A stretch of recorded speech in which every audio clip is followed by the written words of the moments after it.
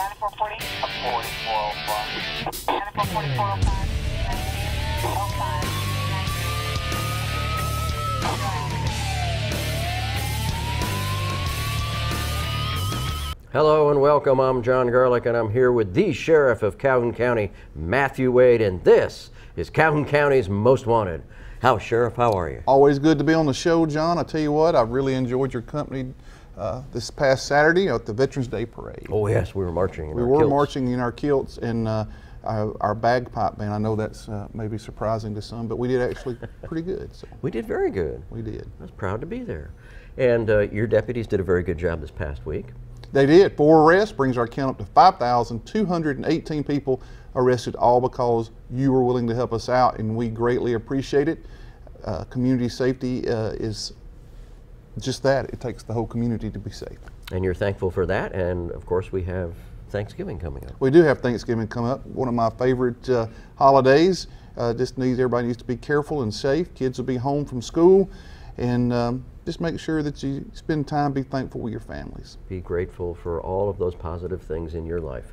And stay with us. We're going to take a break, and we're going to be back with a couple of really interesting guests for you here on Calhoun County's Most Wanted.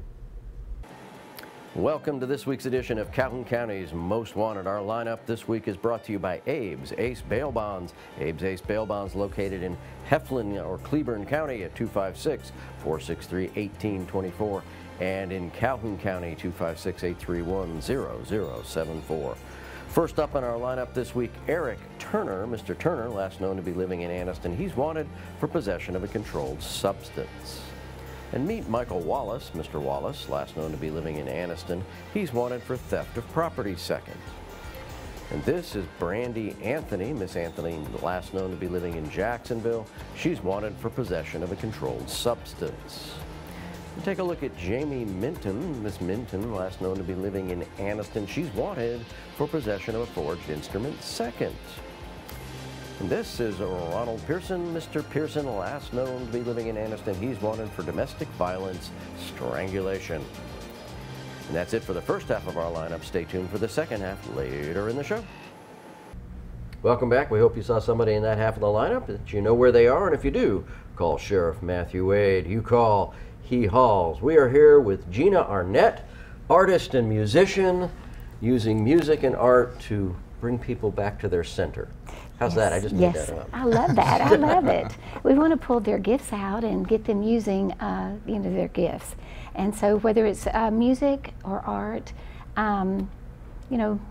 it's a lot of fun and it's good for yourself, but then you can share it with others also. And when I came to this community, I really wanted to do something to gather people and to get them as groups, because we need each other. And when they get together to paint or do music, it's just a free place to be. It's just you can just be yourself and really talk about things and just have good friends. And so Gina, tell us a little bit about your background. Okay, I grew up taking music privately, and then later in my life, it was opened up so that I could, go and sing a lot and do a lot of different things in my life. And so I taught music for the last 15 years, and I love that. And then all of a sudden I started painting. And so when I moved to this community, everybody said, no, you need to teach art classes. And I thought, well, it's just like teaching music. And it really is. It's very similar. Because you gather people do private lessons with music, but then we turn it into performing for others and sharing that with others if they want to. And then with the art, we're sitting there painting and we talk about things and we help each other, and it just builds community. So where do you do these art classes? Okay, so I have some that are started already in Wedowee, and they're going great, and just wonderful groups so far. And then on Tuesdays, I have it here at the Oxford Friendship Community Center. And I can teach music there and art. So I'll have some private lessons, and then we kind of do community after, everybody starts playing and they enjoy it, and then we do things for the community with that. And then with the art classes, you know, we're just forming classes so that you can start as a beginner, you can be intermediate or a very good artist. You have a great place to paint, and you know that that time is going to be spent, you know, fine-tuning your gift. There's people there, we all share and we help each other. I help as much as I know, and if I don't know it, I have people that we can get to how to do it. So it's just gathering just people who love the art. That's wonderful. And so are you doing oil, acrylic, I'm doing sculpture? oil paints. I'm doing oil painting. It's fine art painting, so it's very realistic. How to, but you can, you know, what you learn there, you can use in different types of painting. But it's a very good foundation, and then some people go toward other things with it after they learn a certain amount. And it's the same way with music, you know, because you get that foundation of piano, and then you go to guitar, and then you can add woodwinds, and you can use all the different instruments from there, and then who knows what you're going to do Well, with the your sheriff's a very accomplished musician. He plays the guitar and violin Oh, and bagpipes. I love it. No, I do not. I love it. So, But you like I've that- had a violin and guitar, but I do play the bagpipes, so we can, you know. But it's I would love to see that.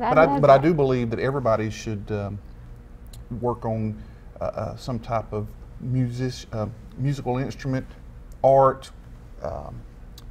a second language. I mean, I think all of those things help people develop and become better people. That helps them in more ways than just actually playing music. Yes. Or learning to paint. It does other things for you, and I do believe in those strongly. And I don't think that we push that enough in schools.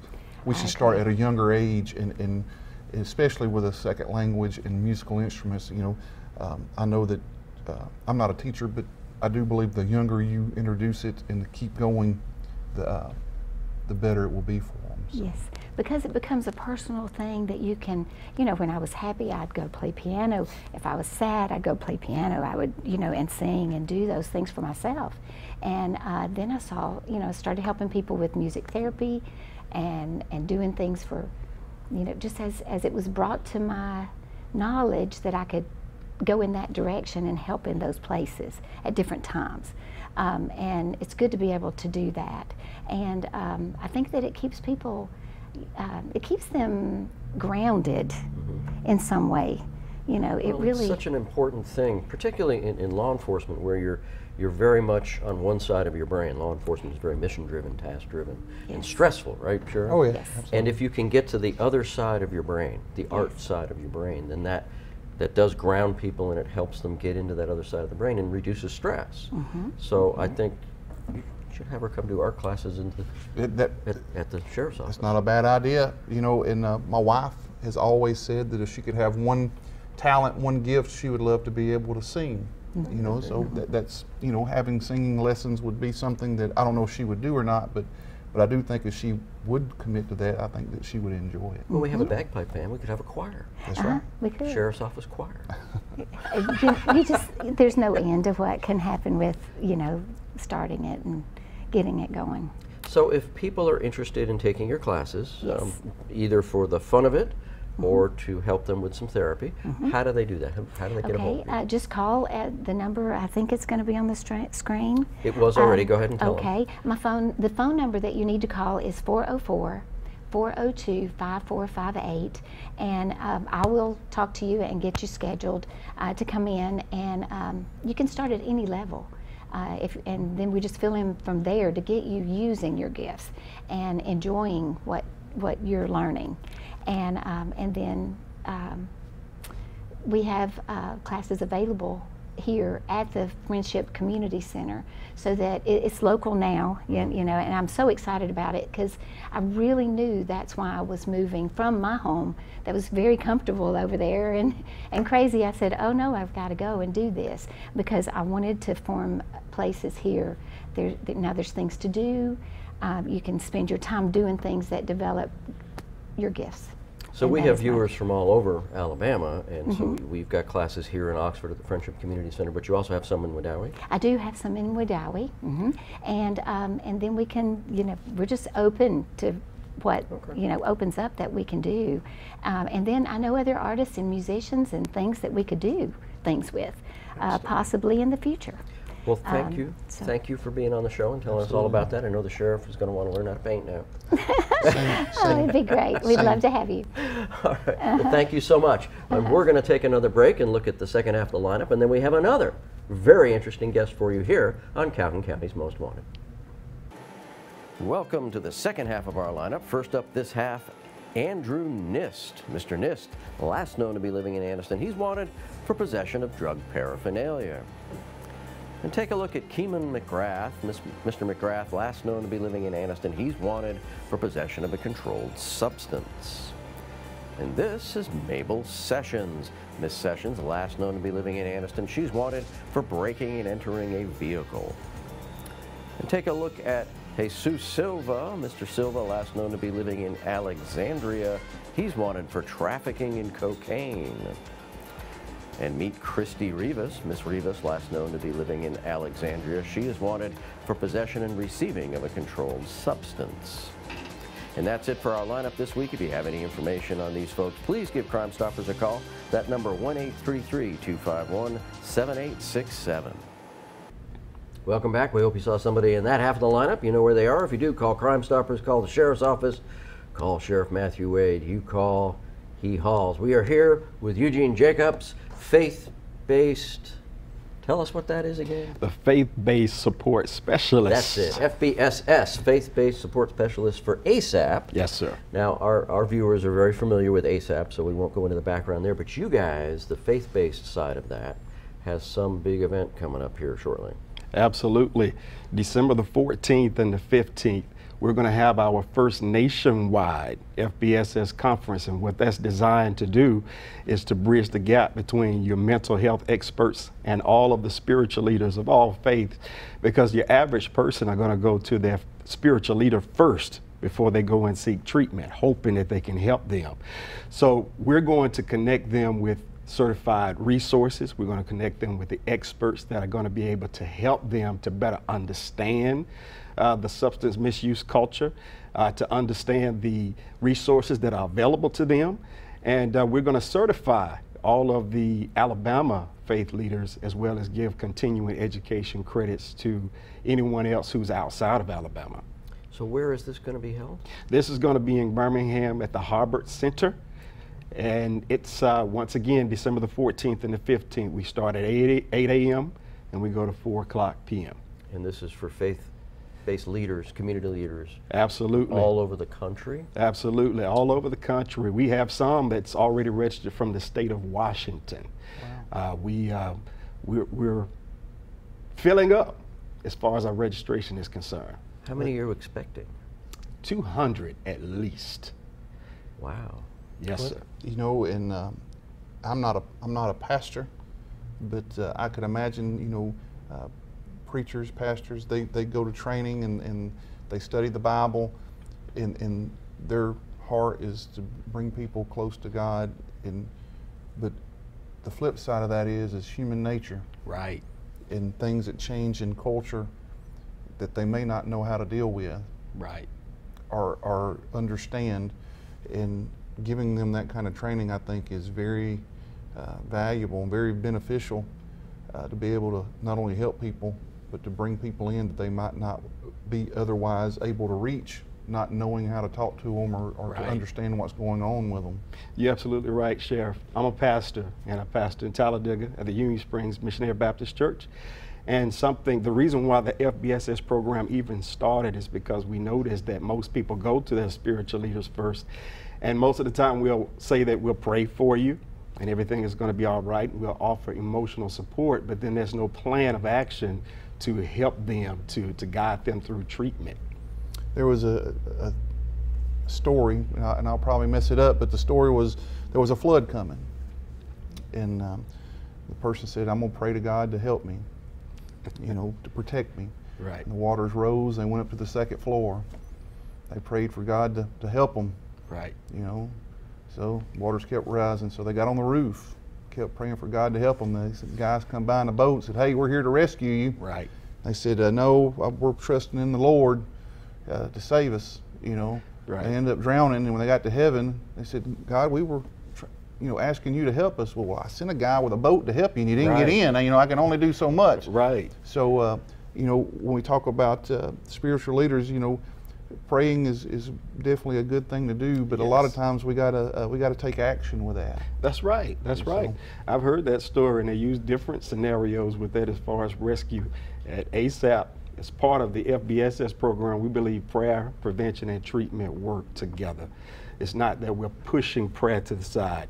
For a faith leader, prayer is vital. That's what we do. Pray, offer spiritual support, but we also have to be able to acknowledge that there are people who have given their lives over to research to be able to help people to walk through it. Why can't we work together? God has allowed every bit of that. Yes, sir. So, if He gives people talents to do different things, we should make sure that we take that step towards those things that can help us. Absolutely. Connecting with people at various levels, you've got to reach people where they are. Yes. And you never know where that is. Right. That's right. Yeah. That's Right. That's what this conference actually speaks to, and it's free.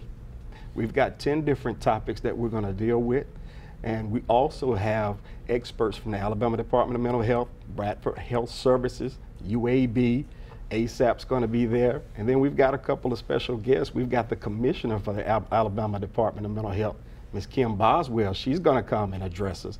But we also have the administrator for SAMHSA, who is also the HHS, which is Health and Human Services Assistant Secretary. She's a presidential appointment, Dr. Miriam E. Delphin-Rittman.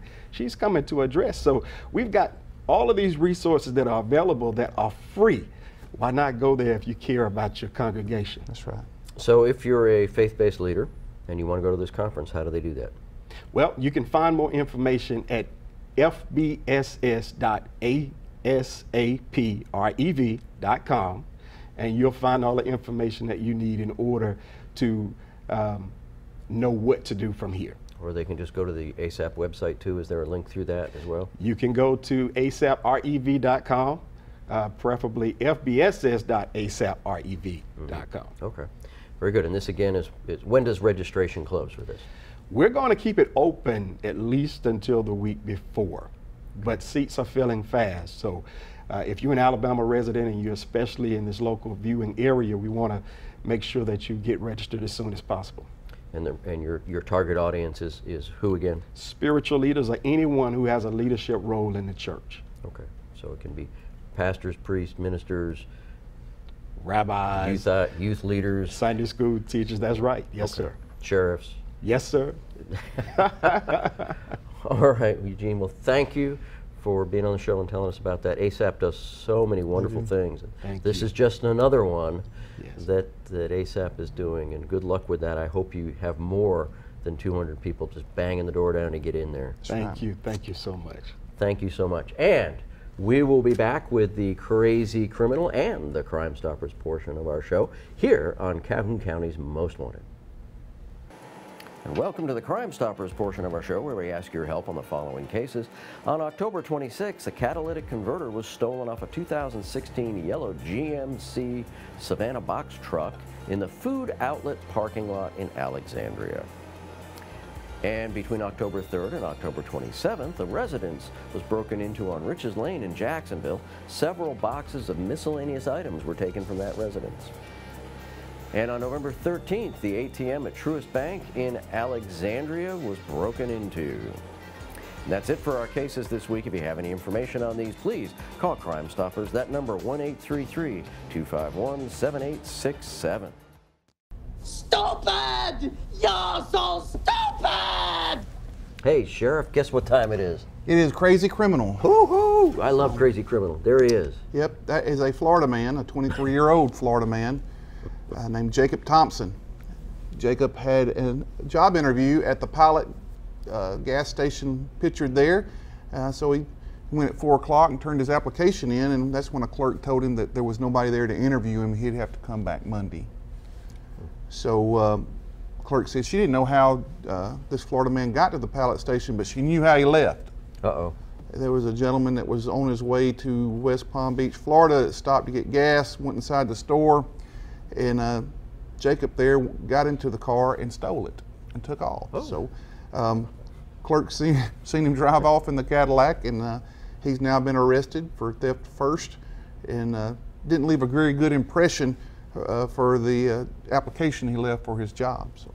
Oh, well, you know, it's hard to find people. Maybe they'll It's give him hard. a chance when he bonds out. Yeah, it's also hard to have reliable transportation these days. It is. It is. And why is it always a Florida man? I don't know, but a Florida man seems to be a common theme with a lot of different things. Florida must be in the water down there. It was Polk County, Florida, as a matter of fact. Polk County. Polk County. Well, you know, speaking of people looking for jobs, are you still hiring? We are still hiring. We have jobs in all three areas. We have jobs in corrections, communications, and deputies. So, you know, we're getting close to filling up on those, but we are definitely looking for some difference makers, people who want to be something positive in their community. Come see us. Now, for communications, what are the basic requirements? Come see us. You know, if you like to talk and you're nosy, then we got a job for you. And you know, that seems like a little funny, but if you're a nosy person and you like to talk, it's a perfect job for you. You'll know everything going on in Calhoun County, and you'll get to tell deputies where to go. And in corrections, what are the requirements for that? Hey, be tough. Be tough. Be tough. And Yeah. of course, deputies 18. Deputies need to be, you know, we're looking for at least 19 years old for deputies, but 19 to 21 years old is kind of the age limit for the bottom age, but you know, there's no age limit. So if you're somebody that's in good physical shape and you have a little age on you, we still want you. Very good. Well, if you're looking for a way to make a difference, call Sheriff Matthew Wade. And if you're looking to see this show again, tune into this next week here on Calhoun County's Most Wanted.